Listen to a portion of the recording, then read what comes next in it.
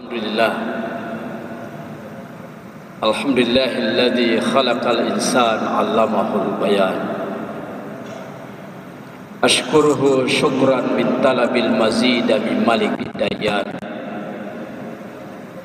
Ashhadu an la ilaha illallah wahdahu la syarika lahul malikul mannan. Wa ala alihi wa sahbihi wa man tabi'ahum bi ihsan ila yaumil.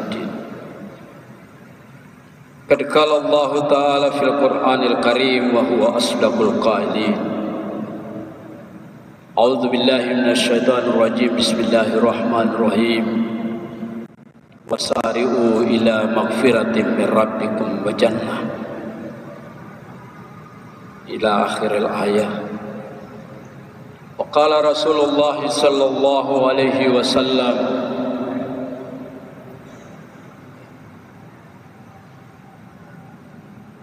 al-insan mahallul khata' wan nisyan. Wa qala aidan al-muslim akhul muslim. Sadaqallahul azim. Wa sadaqa rasuluhun nabiyul karim wa nahnu ala dzalika minasy syahidin wa syakirin. Walhamdulillahirabbil alamin. Amma ba'd. Jamaah shaimin wa shaimat rahimakumullah. Alhamdulillah, tak bosan-bosannya kita panjatkan puji syukur kehadirat Allah Subhanahu wa taala atas izinnya pada hari ini kita masih diberikan nikmat yang begitu besar, yaitu nikmat iman, Islam, ihsan, serta nikmat kesehatan dan keafiatan, sehingga kita alhamdulillah pada hari yang ke-14 hari ini, Ustaz, 14 ke 13? Oh 13. Saya kira soal 14. Ya, karena ada yang 14. Tidak apa-apa, ada yang 13, ada yang 14. Yang intinya wasari'u ila maghfiratin min rabbikum wa jannah, mencari keridhaan Allah Subhanahu wa taala. Mudah-mudahan hari ini insyaallah harapan kita mudah-mudahan bisa kita menyelesaikan sebentar dengan diantarkan asyhadu an la ilaha illallah. Insyaallah, kalau tidak, kita tidak sangka mungkin hari ini, sekarang ini, begitu ada yang kembali dari masjid, mungkin kita sudah dengar inna lillahi wa inna ilaihi raji'un. Mudah-mudahan jamaah rahimakumullah insyaallah dapat diredai pertemuan kita pada hari ini. Salawat dan salam tak lupa kita aturkan kepada keharibaan junjungan kita baginda yang tercinta Muhammad bin Abdillah sallallahu alaihi wasallam, para sahabat dan ahli keluarganya. Jamaah shaimin wa shaimat rahimakumullah. Kalau kita hitung-hitung amalia fadilah di bulan suci Ramadan ini, yakin dan percaya kita tidak mampu menghitungnya. Balasan, pahala yang kita lakukan. Tapi semua yang kita lakukan ini hanya mengharapkan keridhaan Allah Subhanahu wa taala. Mengharapkan redanya Allah. Semua kita bisa hitung apa yang kita lakukan, tapi kita tidak bisa menentukan berapa nilai kita. Kita hanya mengharapkan redanya Allah Subhanahu wa taala. Olehnya itu, tentang reda ini kita kebetulan berada saat ini, kita sudah berada di fase kedua, ya. Yang biasa kita dengar fase pertama 1 sampai 10 yang namanya rahmat, fase kedua dari 11 sampai 20 yang namanya maghfirah, kemudian dari 21 sampai terakhir itkum minan nar. Kita sementara ini berada di fase maghfirah, minta keampunan, keredaan Allah Subhanahu wa taala. Menyangkut dengan keredaan dan keampunan ini ada satu kisah, satu riwayat. Ada seorang pemuda mengembara di terik panas matahari membara di padang Sahara. Tiba-tiba pemuda ini rasa kehausan. Lalu pemuda mencari air. Perjalanan yang sangat panjang. Pemuda ini menemukan sungai. Lalu beliau atau pemuda ini turun ke sungai dan minum air.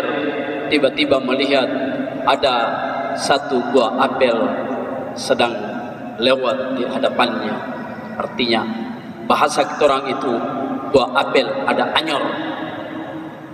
Pemuda ini alhamdulillah mendapat buah apel itu, lalu diambil dan dimakan. Begitu selesai makan, beliau pun melanjutkan perjalanan. Dalam perjalanan beliau merasa ada terganggu dalam dirinya. Lalu pemuda ini berpikir-pikir, apa yang saya lakukan sehingga seperti ada yang mengganjal atau ada yang terganggu dalam benak diri saya ini. Pemuda ini memikir-mikir, ternyata beliau mengambil kesimpulan bahwa yang mengganggu pada diri saya ini akibat saya ambil buah apel satu biji tadi tanpa sepengetahuan pemiliknya.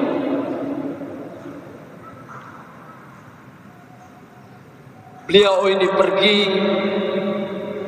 ikuti alur sungai mencari siapa sesungguhnya pemilik buah apel ini. Perjalanan pun sangat panjang. Lalu di sana beliau ketemukan satu kebun yang semua penuh dengan apel. Beliau langsung mengambil kesimpulan bahwa buah apel yang saya makan tadi adalah di sini pemiliknya. Maka beliau ketemu dengan pemilik buah apel itu. Beliau tanya, wahai Tuan, apakah di sekitar ini ada kebun apel? Orang tua ini jawab, di sini kebun apel tidak ada, hanya saya sendiri. Siapa engkau wahai pemuda? Saya ini seorang pemuda yang mengembara, kemudian rasa kehausan dan saya pergi ke sungai dan saya dapat buah apel tadi anyur dan saya ambil dan saya makan tanpa sepengetahuan pemilik. Maka saya ini datang mencari dari jauh untuk meminta keredaan dari Bapak karena sempat mengganggu apa di dalam diri saya ini. Ibadah saya semua terganggu hanya karena makan buah apel tadi. Saya minta keredaan dari Bapak. Bapak ini menjawab, bisa saya ampunkan atau saya reda, tapi dengan catatan engkau harus kerja dulu di kebun saya. Pemuda pun mengiyakan dan bekerja di kebun itu tidak tahu berapa lamanya. Lalu karena terlalu lama bekerja tanpa suara dari Bapak bahwa mengampunkan atau memberikan maaf atau meredakan, maka pemuda ini pun memberanikan diri dan bertanya, wahai Tuan, saya makan buah apel hanya satu biji. Kenapa sudah sekian lama saya belum diampunkan, saya belum mendengar keredaan dari Bapak? Orang tua ini jawab bilang, masih ada satu lagi. Kalau satu ini kamu lakukan, insya Allah saya redakan dan saya ampunkan kepada. Pemuda ini tanya, apa itu wahai Tuan? Saya cuma minta dari engkau wahai pemuda, engkau harus kawin dengan anak saya. Tapi wahai pemuda, anak saya itu buta, anak saya itu tuli, anak saya itu bisu, dan anak saya itu lumpuh.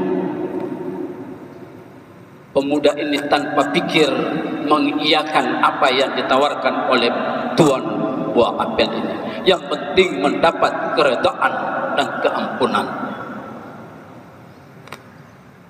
Akhirnya ijab kabul terjadi. Begitu setelah melaksanakan ijab kabul, dan kebiasaan seperti kita orang di sini kalau selesai ijab kabul masuk ke kamar untuk membatalkan wudu atau ketemu dengan sang istri kita. Pemuda tadi masuk. Begitu masuk, ternyata pemuda ini melihat perempuan ini tidak buta, tidak tuli, tidak bisu, dan tidak lumpuh. Pemuda ini melihat wanita yang sangat cantik. Setelah selesai, pemuda ini bertanya kepada bapak mantunya, sudah bukan panggil tuan, tapi sudah panggil bapak. Pak, tadi bapak bilang sama saya bahwa anak bapak yang saat ini istri saya itu katanya buta, tuli, bisu, dan lumpuh. Ternyata tidak seperti apa yang disampaikan oleh bapak. Apa maksudnya itu, wahai ayah? Bapak ini mengatakan, iya, saya katakan anak saya itu buta. Kenapa? Karena anak saya tidak pernah melihat hal-hal yang tidak diredai oleh Allah Subhanahu wa ta'ala, sehingga saya mengatakan dia buta. Saya mengatakan dia tuli karena tidak pernah mendengar isu-isu, tidak pernah mendengar cemohan-cemohan. Maka saya katakan dia tuli. Saya katakan dia bisu karena dia tidak pernah apa ini tara pernah bafitana, tara pernah bakar lota, tara pernah menggunjing, tara pernah menghasut, tara pernah menggibah orang, tara pernah. Maka saya katakan anak itu bisu. Saya katakan anak saya lumpuh karena apa? Tidak pernah pergi kemana-mana. Maka semua itu saya katakan tadi. Dalam perkawinan mereka ini lahirlah anak. Anak yang pertama anak laki-laki. Dan anak laki-laki itu diberi nama Syafi. Siapa Syafi? Yang saat ini menjadi Imam Syafi. Ya, jadi menjadi Imam Syafi anak itu yaitu seorang ulama besar, seorang ulama ternama, yaitu Imam Syafi. Olehnya itu dari kisah ini mencari keredaan tidak gampang, Bapak Ibu jamaah shaimin wa shaimat. Tidak gampang mencari keredaan Allah Subhanahu wa ta'ala. Itu tadi buah apel satu yang dimakan mengganggu ibadahnya jamaah. Kita bisa bayangkan kalau kita korupsi, kalau kita ambil hak orang yang sampai hari tadi kita tidak minta keredaannya, ya, satu buah apel mengganggu ibadah. Apalagi kalau kita yang kemarin pilih orang punya suara pergi ambil satu suara, satu amanah yang diberikan kepada orang lain, kemudian dialihkan amanah itu kepada orang lain. Maka Ustaz Saleh bilang suap menyuap itu apa, baru-baru Ustaz bilang suap menyuap itu dosa, ya. Saya bilang suap menyuap itu bukan dosa yang kemarin. Tapi suap menyuap itu langsung neraka tanpa diperhitungkan. Kalau dosa masih ditanya, tapi kalau langsung neraka berarti tanpa ditanya. Jadi Bapak Ibu, satu buah apel diambil mengganggu. Maka mari hitung-hitung saja. Kalau kantara mungkin saya cerita, oh saya pernah, tidak usah. Tapi badiang-badiang terus pergi, Pak saya minta maaf, ente suara dipilih kemudian saya baca orang lain. Kemarin sudah, kebetulan saya kemarin kan ada calon. Saya ada calon di utara kemarin. Ustaz, ente tertahu tuh? Saya calon di utara. Tapi dari Suasiu sampai Tarau semua TP satu suara metarada. Saya satu suara metarada. Mungkin Allah menutup mata.